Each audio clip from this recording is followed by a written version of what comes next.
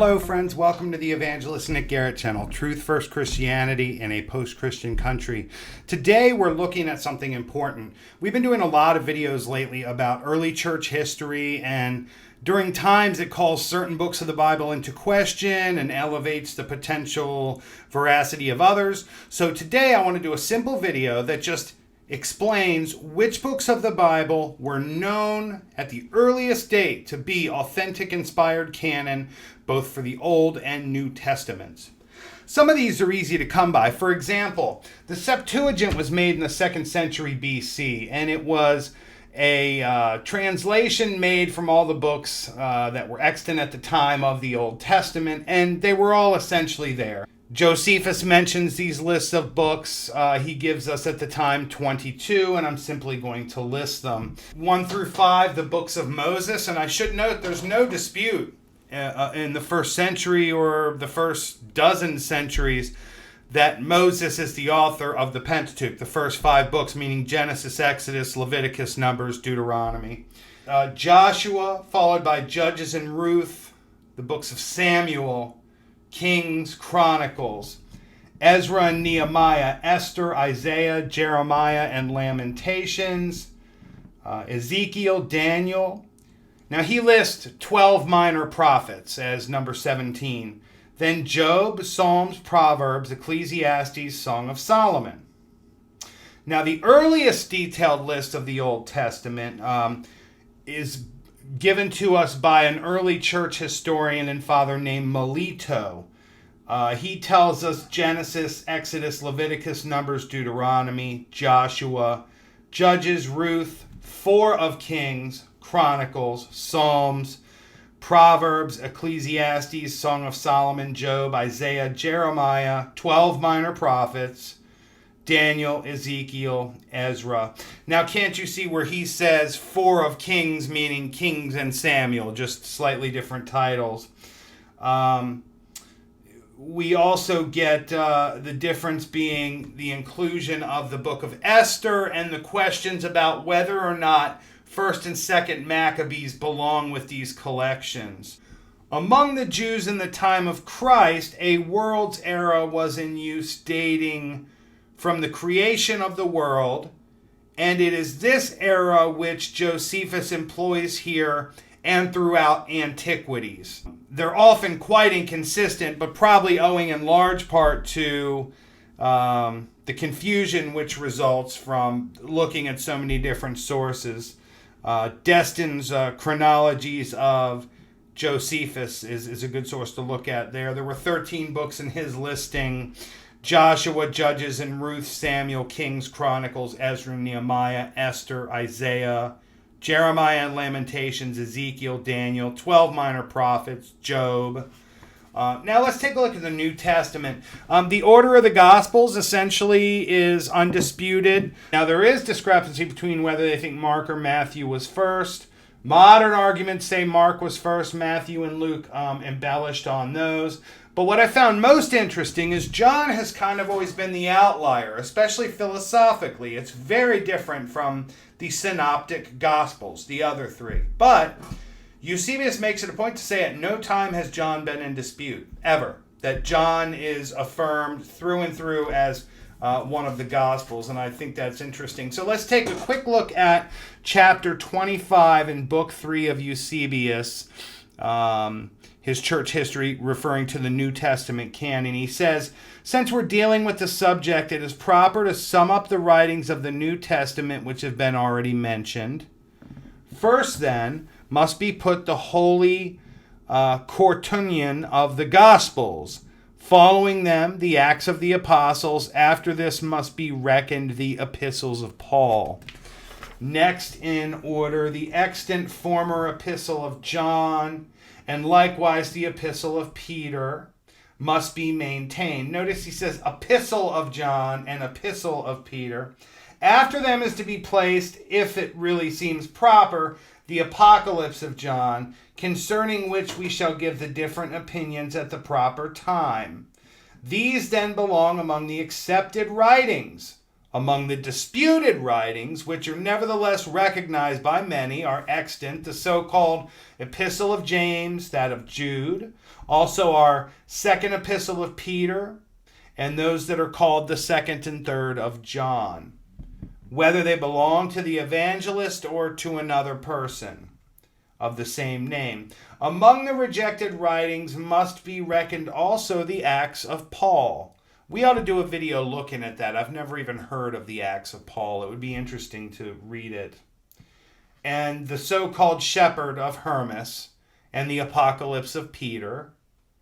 And in addition to these, the extant Epistle of Barnabas and the so-called Teachings of the Apostles.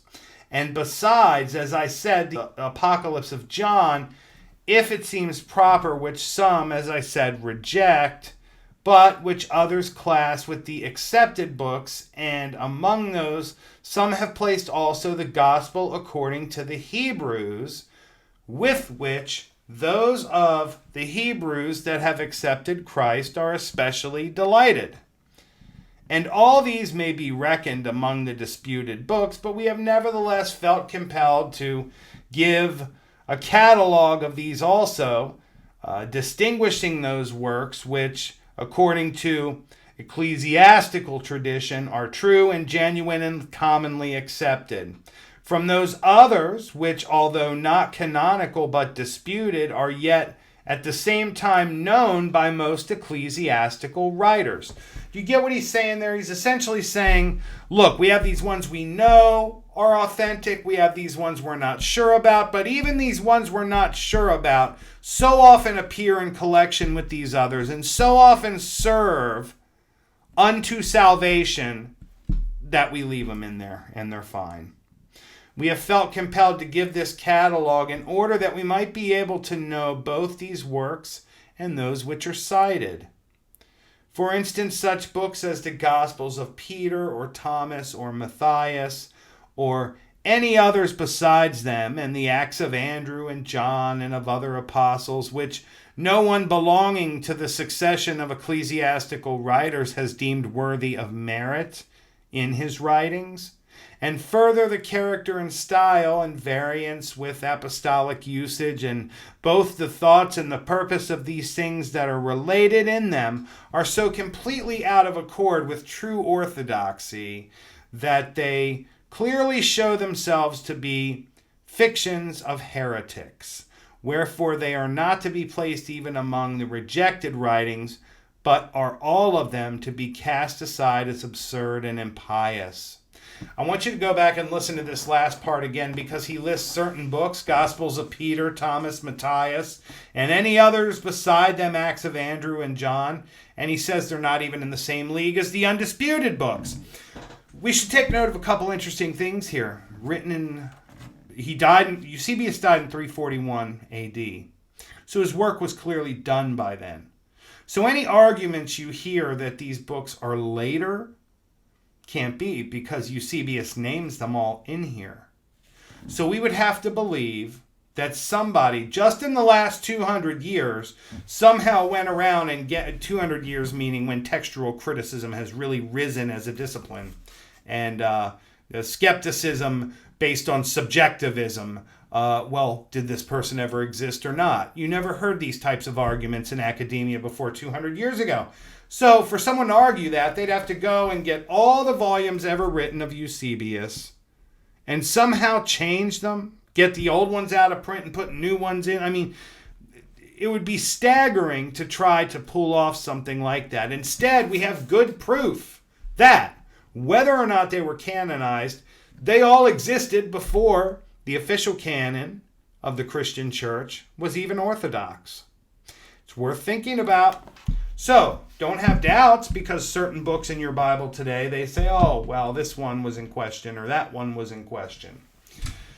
There have been plenty of synods and councils over the last 2,000 years to decide whether these books end up in or out, and they've stayed in.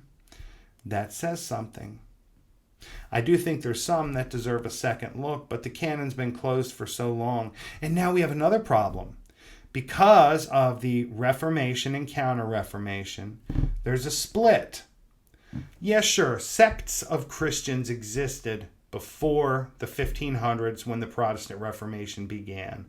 But essentially, Rome was the repository of the records, and Rome and the Eastern Orthodox Church and the Persian Orthodox, Oriental Orthodox, Greek Orthodox, they were the ones who built their own structure and law and canon as far as how they were going to do things and what they were going to accept.